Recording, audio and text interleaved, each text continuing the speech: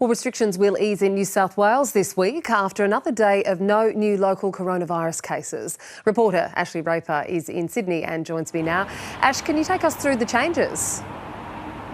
Catherine, there are two major changes today. The first is around wearing masks. Now, it'll only now be mandatory to wear a mask on public transport. Previously, hospitality workers, if you went to a beautician or a hair salon, you had to wear a mask, but you will no longer have to do that. It's just when you are on public transport, and that includes taxis and Ubers.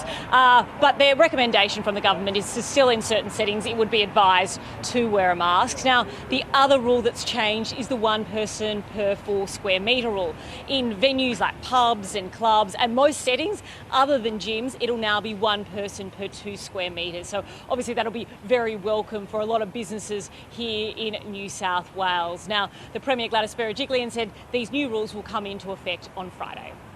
From Friday morning, a minute past midnight, New South Wales will revert back to the 2 square metre rule.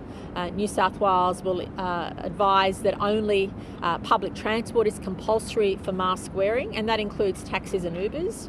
And gyms remain at the 4 square metre rule, and the caps on weddings and funerals also remain at 300 at this stage. So Ashley, what's the Premier had to say about the state's hotel quarantine system? Well, Catherine, the Premier made it very clear she didn't want to get into any of the argy-bargy between the other states or any assessment of the hotel quarantine system, only to say that New South Wales has a strong system. They are going to increase the cap from 1,500 and return it to 3,000, which is in line with what was agreed to at National Cabinet. And they just wanted to point out that because it is a human system, it isn't perfect. There will be breaches. They try to obviously stop that from happening.